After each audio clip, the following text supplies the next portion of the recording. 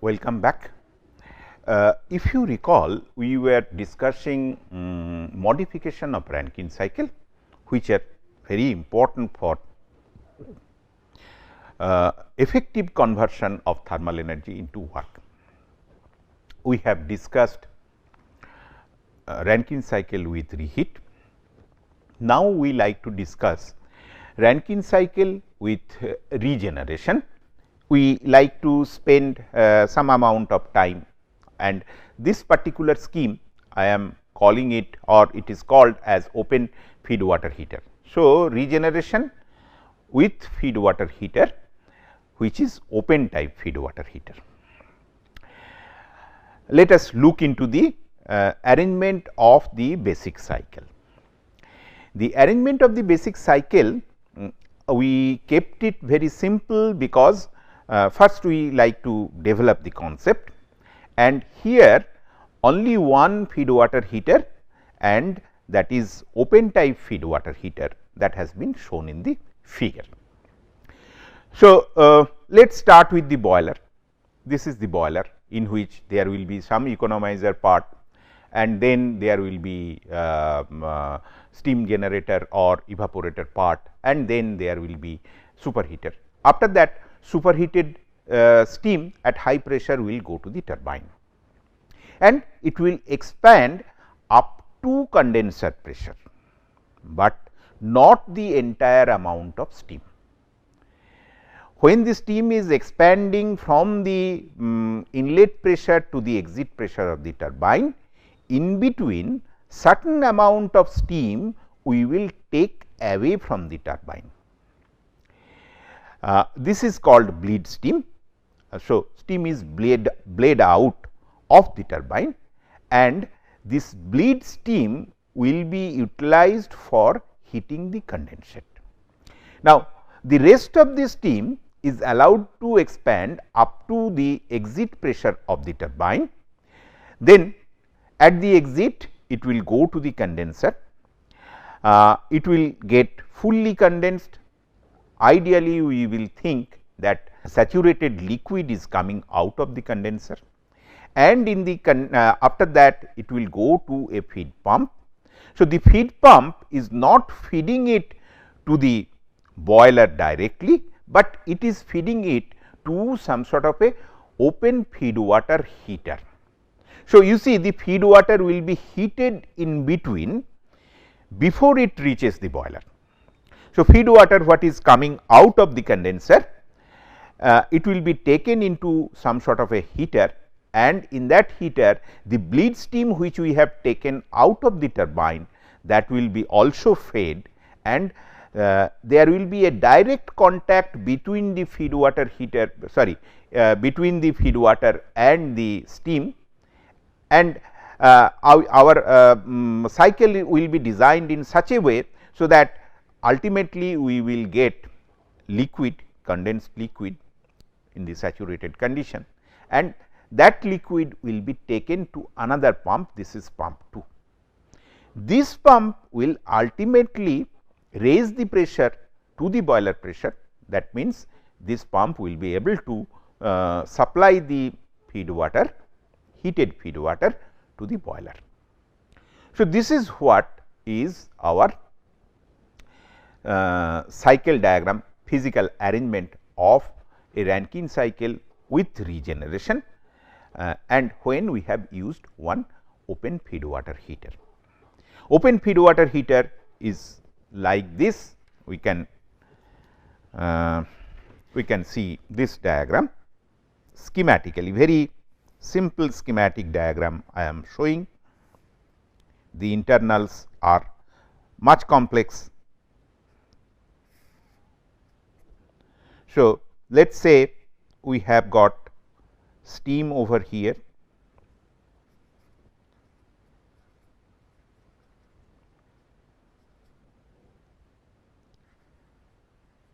bleed steam over here,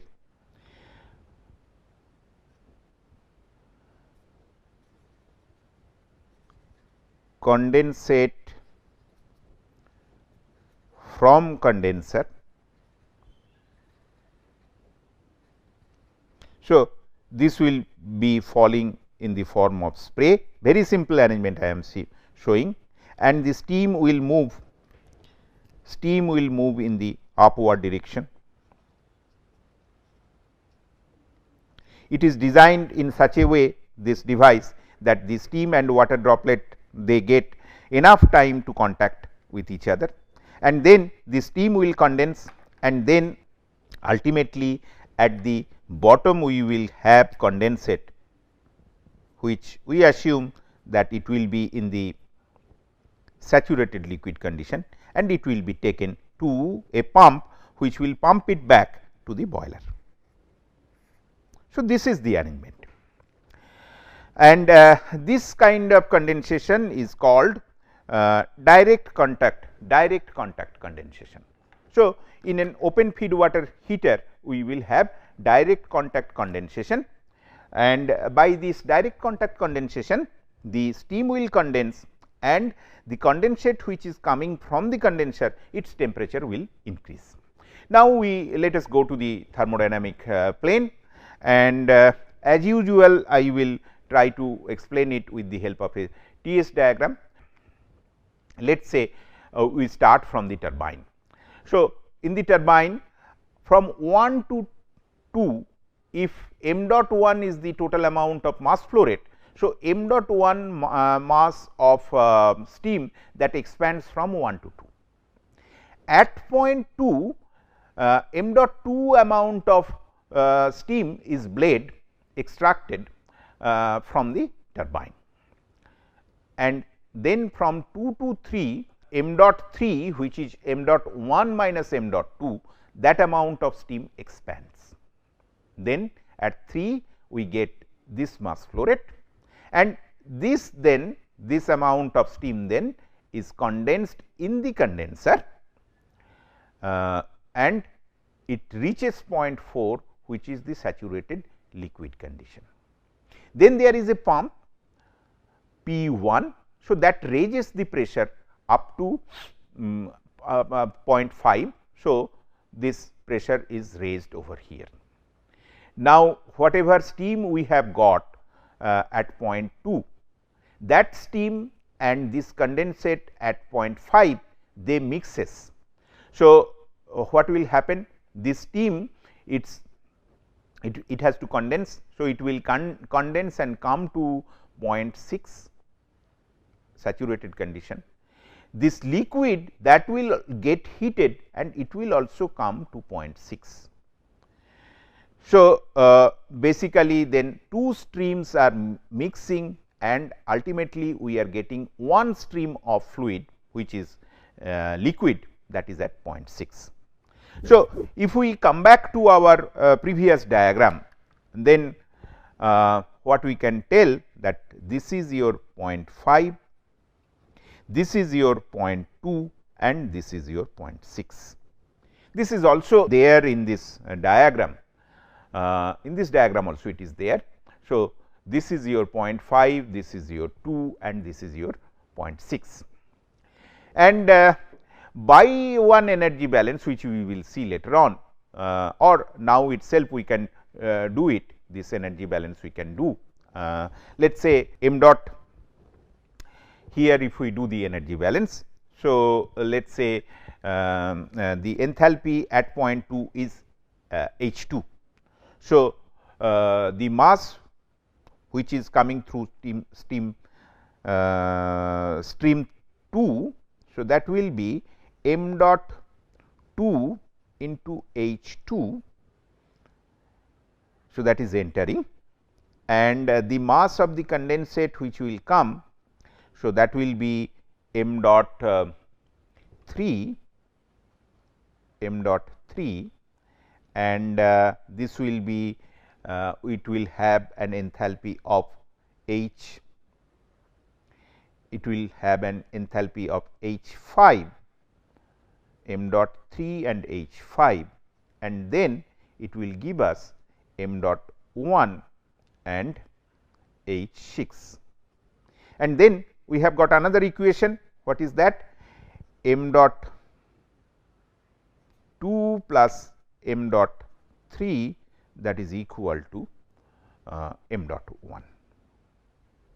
So, these two equations are there and state points are known. So, we will be able to calculate what is m dot 2 and m dot 3, that we will be able to calculate.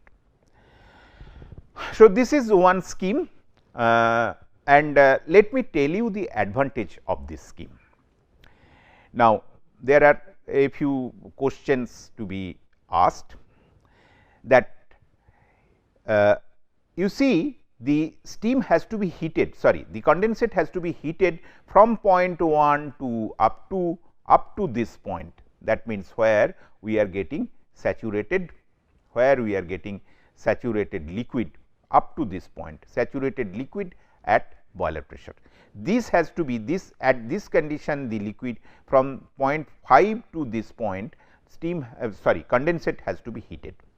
And this is generally, in our earlier example whatever we have seen, that this is generally done in the economizer. So, economizer, the flue gas is used to heat condensate from the pump outlet condition to the inlet condition to the evaporator or boiler drum. Now, what happens? Initially the water or condensate is at a much lower temperature. So, you see, if you recall the diagram which I have drawn,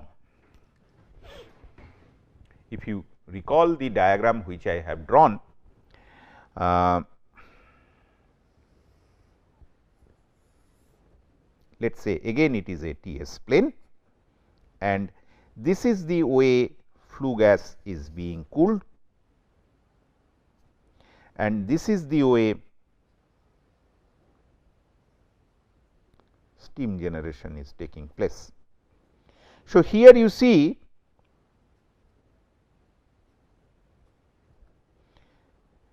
this is first part, this is second part and this is third part. So, first part is economizer.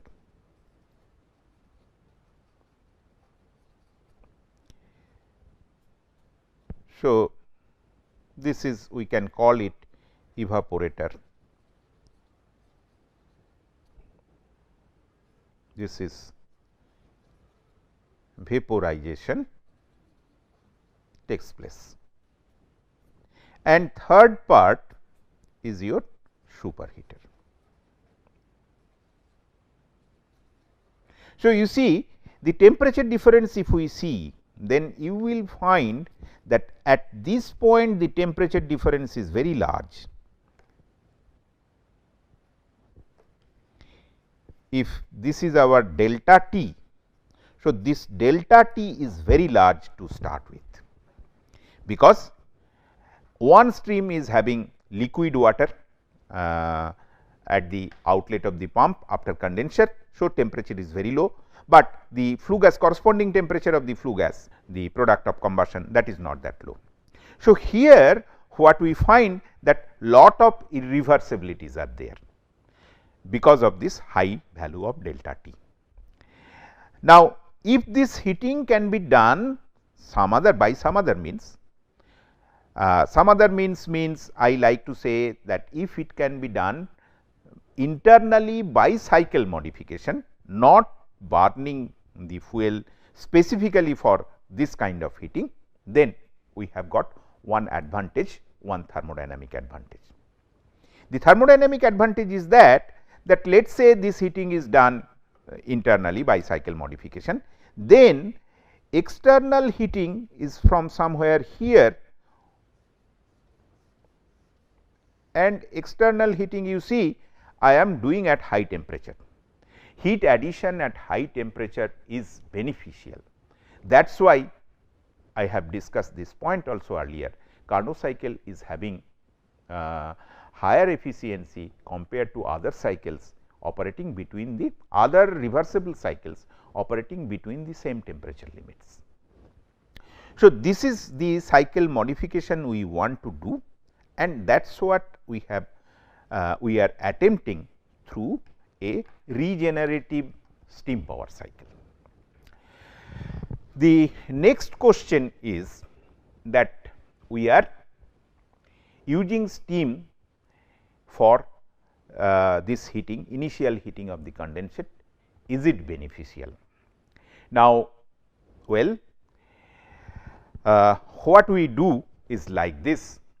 Initially, the entire steam expands through the turbine. Here the steam is at high pressure, it has got high potential to do work. At lower pressure, when the work producing potential of the, we can call also exergy of the steam has reduced, then that low exergy steam, part of that low exergy steam we are using for heating the water. So, thermodynamically this is a very good arrangement to get most out of the energy which we have taken from a high temperature source or combustion. So, the benefit which I will get derive out of this kind of a cycle, that there is a definitive increase in efficiency of the cycle. The efficiency of the cycle will be higher if we go for feed heating. And obviously, the work output per unit mass flow rate of the working fluid or steam, per kg of steam, the kilowatt or megawatt produced, that will be less, because part of the steam we are not using for producing work, we are using for heating purpose. So, obviously, that will reduce, we will see how to take care of that, but the efficiency of the cycle will be very, we will have some increase in the definite increase or good increase in the efficiency of the cycle. So, that is the key point of our regenerative feed heating or regeneration, and that is what is adopted in all the practical steam power cycles, all your utility power plant, we will have reheating incorporated in the cycle. Now, here we have called open feed water heater, we have shown open feed water heater. This is not the only one feed water heater which are used, this is not the single most feed water heater which is used in practice, there is something called a closed feed water heater. So, let us see what is a closed feed water heater. If we go to the next slide, so here it shows the closed feed water heater. The scheme remains almost same, the steam expands from 1 to 2, that is from 1 to 2 the entire amount of steam expands, and then certain amount of steam is bled or extracted. So, this is extracted and taken to some sort of a feed water heater, which we are calling as a closed feed water heater. Why it is closed? It will be clear now. The rest of the steam expands from 2 to 3, and after 3, at point 3 it enters the condenser, it condenses up to 0.4. So, once it condenses, then it passes through the feed water heater through some sort of a pipeline through tubes, because this is nothing but a heat exchanger regarding which we will learn in later classes. And the steam which has been extracted, that will be used to heat this condensate or water, but not by direct mixing, it will flow outside the tube. So, that indirectly through metallic wall of the tube, it will transfer heat to the condensate. By that process, what will happen? This stream will get heated up and come out of the feed water, closed feed water heater, and the steam which is entering here from the turbine, that will get condensed. Now, there are two options. One option is that this condensate we take another pump, and then we have got some sort of a mixing chamber where we mix this hot water which is coming from the condenser. So, you see this is the water which is coming from the condenser and the condensate which we have got from the closed feed water heater. So, with the help of a pump we mix it, both are liquid, we mix it and then we send it back to the boiler. So, this is one scheme. So, everything is moving in the forward direction, everything is moving in a direction to the boiler. Another scheme could be the condensate which we get, that is at high pressure compared to the condenser that is at high pressure, because after condenser there we have employed a pump and we have raised it pressure. So, this condensate will be at high pressure in the liquid condition and there could be some sort of a trap or valve arrangement. With that it can be returned back to the condenser. So, it is moving in the backward direction, the condensate is moving in the backward direction. Either the condensate can move in the forward direction and go to a mixing chamber, or the condensate can move in the backward direction and go to the condenser. Both the arrangement has got their pros and cons. When we are sending it back to the condenser, you see we have to use only one kind of a one pump, because this line is not there. Okay. With only one pump we can do whatever we wanted to do, and the mixing chamber also we can eliminate. So, simply it will go to the boiler and with the help of a single pump we can do this. But then the difficulty, or rather the drawback of this process is that this condensate which is at some sort of a high temperature. So, that high temperature condensate again I am taking to the condenser and it has to be cooled back, and then some amount of energy wastage or inefficient use of energy is there. Okay. So, that way from the thermodynamic point of view this is not very good, but maybe practical operation point of view this can be an option, that we send back the condensate to the condenser again. Now, when we are sending back the condensate to the condenser again, so there could be some sort of a flashing which I will describe now. So, let us first take the first option. So, steam is expanding here, the steam is being extracted and then the rest of the steam is being condensed in the condenser. Pressure is raised by the pump, and here you see the steam which we have got at point 2, that will get condensed, that will come to point 8, which is point 8 here. From point 8 to 9 there will be some sort of a pressure rise. So, this is what we can see, and this steam when it is condensing, it is also heating the water which is coming out of pump 5.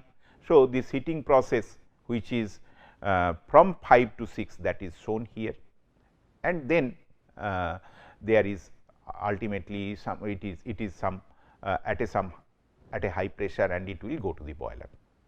If we have to take back, then after point 8 it has to be sent to the condenser.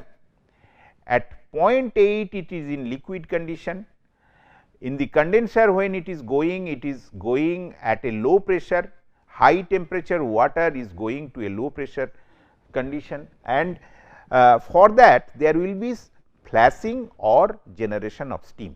So, part of it will get into steam, part of the stream will get converted into steam, and that will go to the condenser, and then extra load the condenser has to take care of, the extra load of cooling.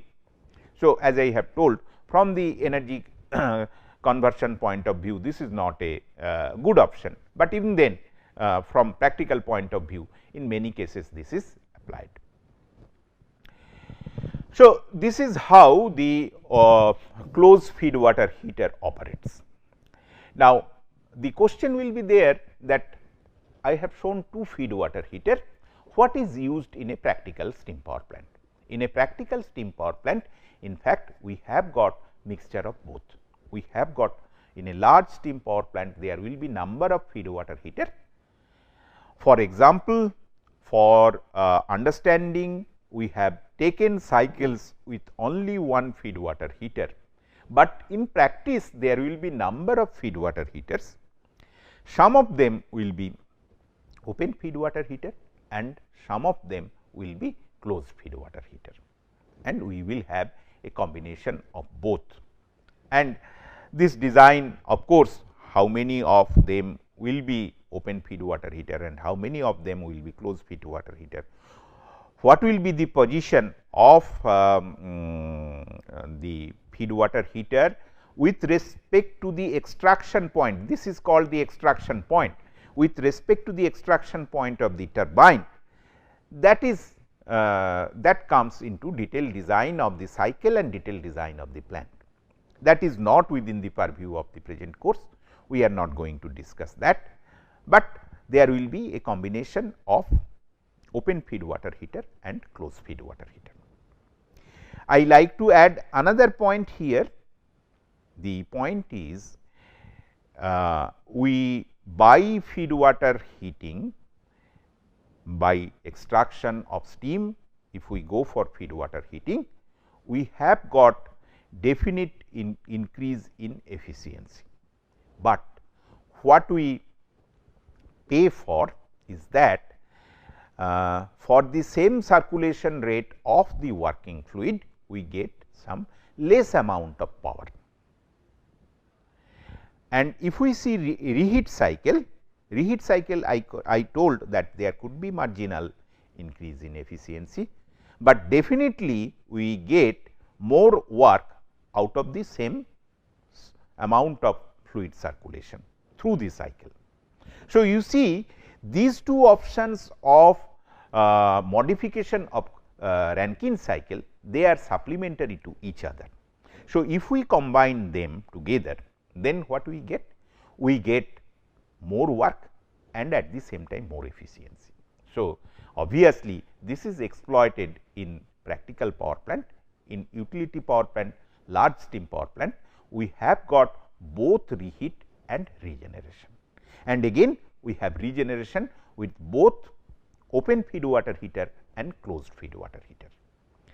So, with this message I like to end this particular lecture. What I will do in the next lecture, I will take up a problem and try to see how the calculation, simple calculation can be done for a regenerative cycle, for a cycle with regenerative feed heating. Thank you.